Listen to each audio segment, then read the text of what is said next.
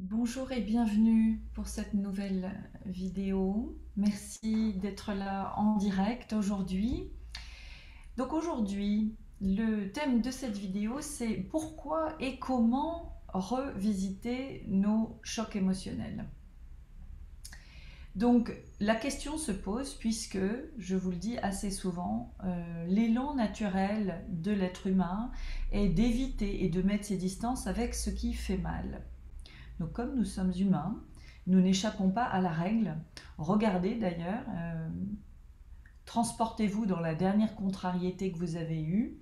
Est-ce que votre premier élan, c'est d'éviter ou de lutter contre cette situation, ou est-ce que c'est de vous poser, de rencontrer, d'accueillir et de visiter ce qui est là? Bon, je pense que vous avez tous et toutes à peu près la même réponse.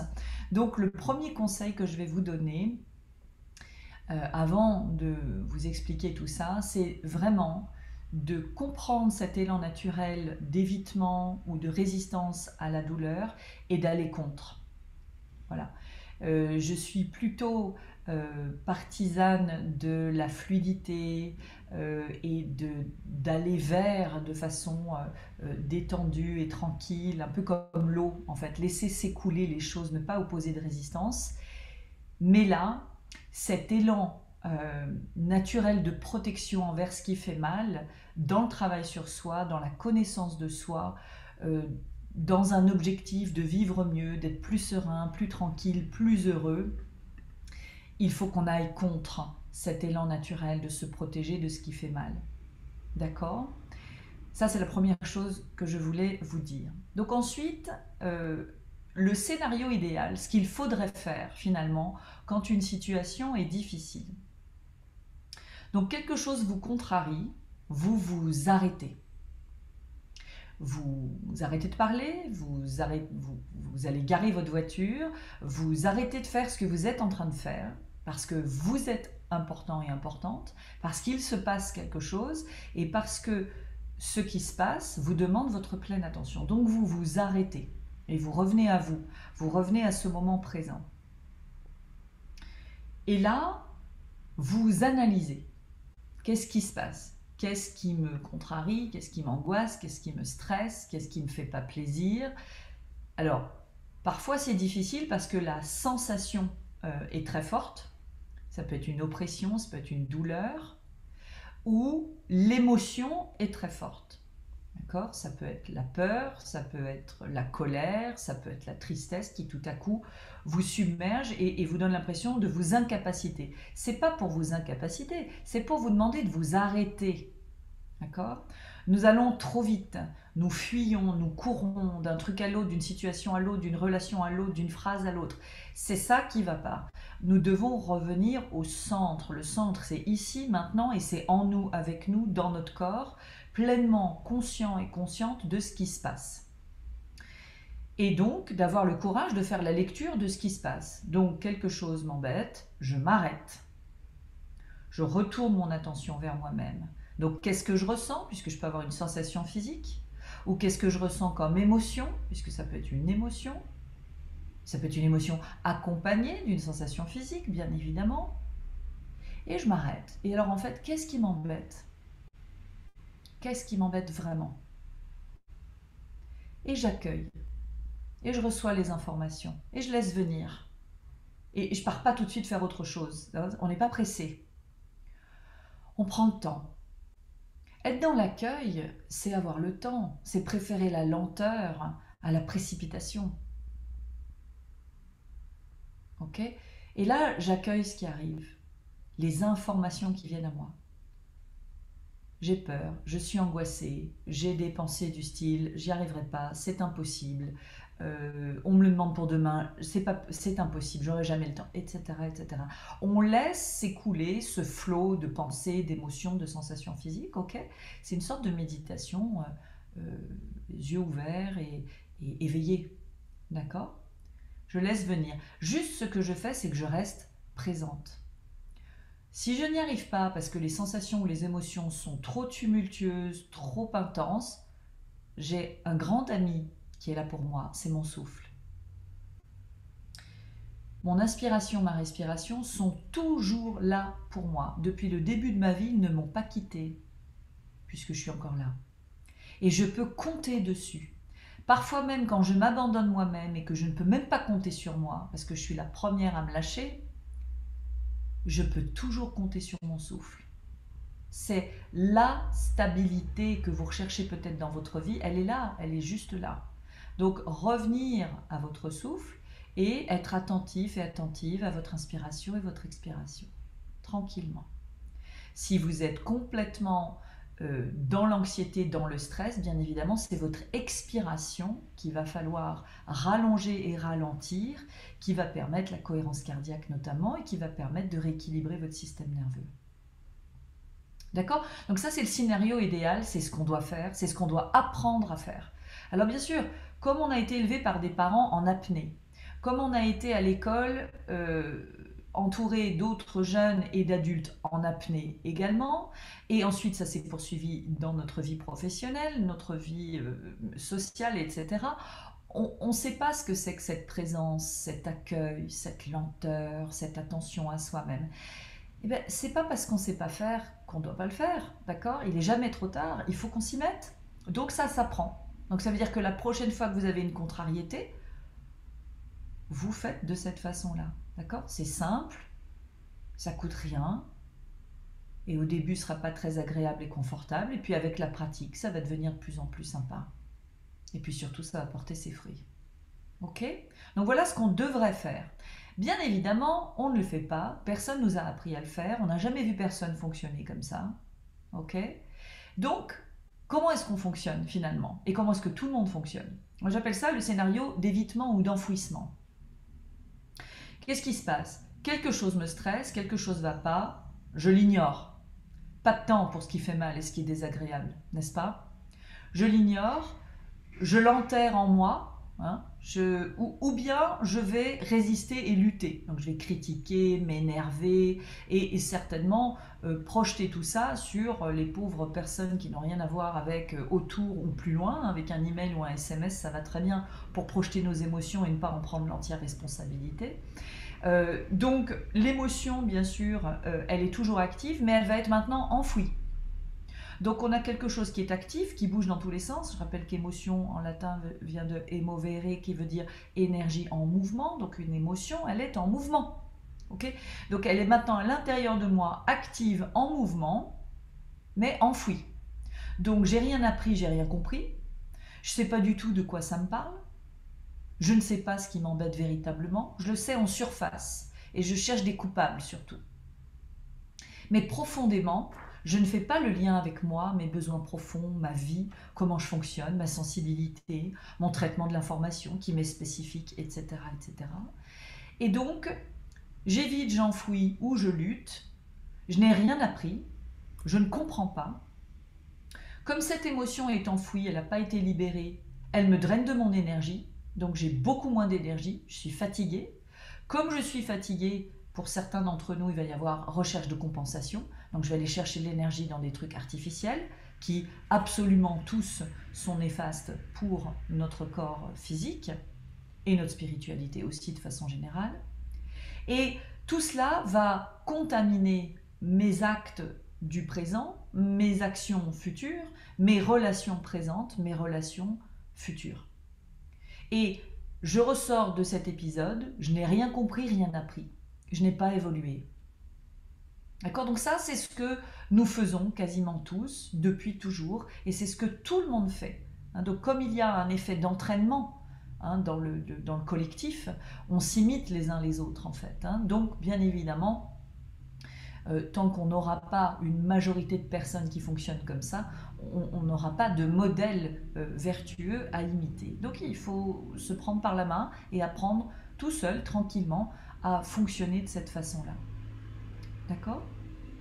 Alors, ce scénario d'évitement ou de résistance, c'est donc celui auquel on s'adonne depuis toujours. Donc bien évidemment, ça veut dire quoi? Ça veut dire que tous les épisodes difficiles par lesquels vous êtes passé dans votre vie depuis votre enfance sont enfouis en vous, sont actifs en vous, et que vous n'avez pas fait la lumière sur ce qui s'est passé. Vous n'avez rien appris de vous-même, vous n'avez pas appris de la situation, vous n'avez pas tiré les enseignements de ces épreuves, parce que les épreuves sont des opportunités d'enseignement, des opportunités d'apprendre et de se transformer. C'est comme ça qu'on évolue. On n'évolue pas sur un chemin facile, au soleil, fait de sable fin avec des petits coquelicots au bord. On va apprendre, c'est-à-dire s'adapter et développer de nouvelles compétences quand le chemin devient difficile, quand ça grimpe, quand il y a des grosses pierres et qu'on n'a pas les bonnes chaussures, quand tout à coup un orage éclate et qu'il va falloir faire les bons choix. C'est là où on évolue. D'accord ? Donc, qu'est-ce qu'on fait avec les épisodes difficiles passés, même anciens, okay, ceux d'hier ou même ceux d'il y a des décennies? Eh bien, on va d'abord, souvent les personnes me demandent en libération des traumatismes, mais comment est-ce qu'on fait? Je ne me souviens pas des événements qu'il faut que je libère. C'est pas comme ça qu'on fonctionne. Donc en fait, on vient d'abord et on va rencontrer les émotions qui sont présentes dans votre vie actuelle. D'accord? Si vous avez un petit papier, un crayon, vous pouvez déjà d'ailleurs faire l'état des lieux de ça. Quelles sont les émotions dominantes dans vos journées, du matin au soir, en ce moment? D'accord? C'est peut-être depuis 4 mois, peut-être depuis 6 mois, peut-être depuis un an, peut-être depuis une semaine, peu importe. Donc on rencontre ces émotions, on les nomme. Ok? Ensuite, on va se poser la question de savoir à quels événements ces émotions me font penser. Quand est-ce que j'ai déjà ressenti ces émotions? Peut-être il y a très longtemps. Et on n'a pas besoin de faire une recherche intellectuelle et mentale, hein, il faut trouver la bonne réponse. Non, on a simplement à s'ouvrir à ce questionnement et avoir confiance dans le fait que les informations vont arriver. Si on est tranquille, si on prend le temps, si on est dans l'ouverture et la curiosité vis-à-vis de soi. Et là, 1, 2 ou 3 événements vont arriver qui peut-être nous semblent n'avoir strictement rien à voir avec notre vie actuelle et les émotions que nous avons aujourd'hui. Pourtant, c'est ces événements qu'il va falloir aller regarder ensemble. Ces événements se présentent et on va régresser dans l'événement. Donc moi, ce que je demande à la personne, c'est de régresser avec moi dans l'événement, c'est-à-dire qu'elle va me décrire cette scène particulière dont elle se souvient, me décrire tout ce qu'elle voit, tout ce qu'elle entend, tout ce qu'elle comprend, même des petits détails, comment est-ce qu'elle était habillée, quel temps il faisait ce jour-là. Parfois, on a oublié certains détails et parfois, le fait de s'y intéresser à nouveau, les choses reviennent. Et puis je demande ensuite à la personne donc de m'expliquer cette scène, de me la décrire au présent, puisqu'on y est, et sans faire aucune supposition, aucun commentaire, aucune interprétation. Par exemple, si on revient dans un événement où la personne avait 6 ans, on ne veut pas des commentaires de l'adulte d'aujourd'hui qui a compris certaines choses. Surtout pas. On ne veut pas d'interférence. Et puis je demande aussi à la personne de vivre pleinement ses émotions de cet événement. D'accord? De les exprimer, de les vivre, de les ressentir. Alors parfois c'est un peu difficile pour certaines personnes, c'est tout à fait normal, nous vivons dans une société où l'émotion n'est pas valorisée, n'est pas admise. Donc on a tous pris l'habitude de se blinder, de se couper de ses émotions. Et plus on a vécu des choses difficiles, plus on s'est coupé de ses émotions. Ok? Ça aussi, ça se travaille, ça se libère et ça se développe. D'accord? Dites-vous bien que rien de ce qui s'est éteint n'est parti, n'est mort, n'existe plus. Hein. Tout est là. On a juste besoin d'aller réactiver les choses tranquillement, doucement, avec beaucoup de patience, de bienveillance et de compassion. Ensuite, on va découvrir, donc on va libérer les émotions propres à cet événement, on va aussi faire la lumière sur cet événement, on va comprendre des choses que peut-être on n'a pas compris à l'époque. D'accord? Parce que on avance, on évolue et on comprend les choses d'une façon différente. Et on va libérer également les conclusions qui se sont formées à ce moment-là, parce qu'au moment d'un épisode difficile, on est tellement heurté, et de façon soudaine et brutale, et souvent on est impuissant à faire quoi que ce soit, et même parfois même à s'exprimer, que des conclusions se forment comme ça, de façon inconsciente. hein, des plus jamais, des choses comme ça généralistes sur la vie. Ah ben, si l'argent c'est ça, j'en veux plus jamais. Si l'amour c'est ça, plus jamais. Si de toute façon je ne suis bonne qu'à ça, je ne suis bon qu'à ça, etc., etc. Et donc ces conclusions, elles sont très très importantes à découvrir. On les libère également. Et grâce à ces conclusions qui sont formées pendant ces événements, on va pouvoir créer des nouvelles déclarations qui vont nous accompagner dans notre quotidien pour nous reprogrammer, entre guillemets, à fonctionner complètement différemment. Parce que ces croyances limitantes nous limitent aujourd'hui. Un épisode qui nous est arrivé quand on avait 18 ans et qui nous a profondément blessés, si on ne l'a pas revisité, si on n'en a pas extirpé les émotions, les conclusions qui se sont formées, si on n'a pas remis du mouvement dans tout ça, elles sont toujours là, ces émotions figées, ces conclusions qui sont là à l'œuvre aujourd'hui dans notre vie. Donc on va ensuite utiliser ces nouvelles déclarations pour modifier l'influence de ces conclusions qui ont été formées à l'époque.